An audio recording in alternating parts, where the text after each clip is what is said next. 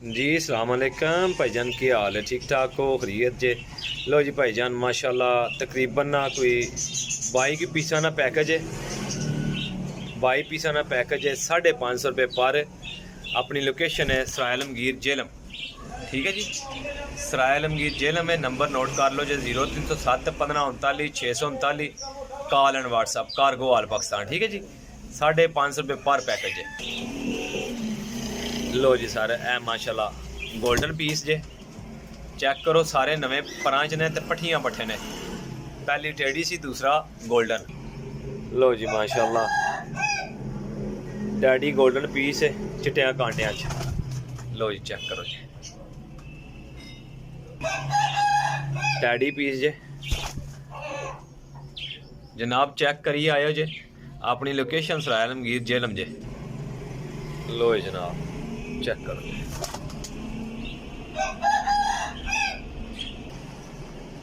टैडियां चू पीस जे चेक करिए आओ जी, सब नवे परां दे जी। सियालकोटियां चू पीस जे, गोल्डना चू ते सियालकोटियां चू पीस जे। देखो पट्ठियां पट्ठे ने सारे, कोरे पट्ठियां पट्ठे। लो जी जनाब चेक करो जी, जीरा जीरा गोल्डन जी। संडे की वीडियो जे भाईजान, ठीक है जी, एतवार नहीं। जेड़े किसी भरा चाहिए होणगे ना, नेकी करियो जे कि लैन वाले भाई राबता करियो जे, चस्के वाले भाई राबता ना करियो जे। ठीक है जी, लैन वाले भाई राबता करियो। 550 का पैकेज जे। बदरंगा कबूतर है लेकिन ना बादशाह कबूतर जे उड्डण विच।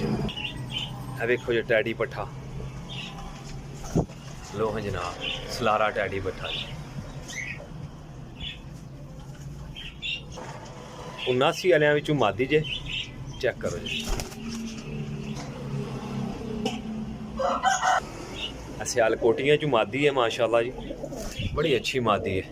अच्छा, बड़ा मुनासिब ते जायज़ पैकेज है, घट वध नहीं होएगा। गल करें गल बन जाती है, लेकिन चीज़ां साफ सुथरियां ते फ्रैश ते एक्टिव ने। ठीक है जी, माशाल्लाह सियालकोटियां च एक होर मादी आई जे, चेक करो जी।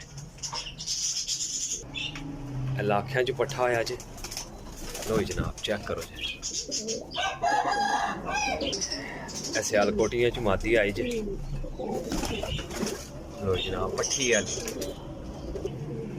रामपुरियां च पट्ठा जे। 8-9 पार का पट्ठा जे है, चेक करो जी।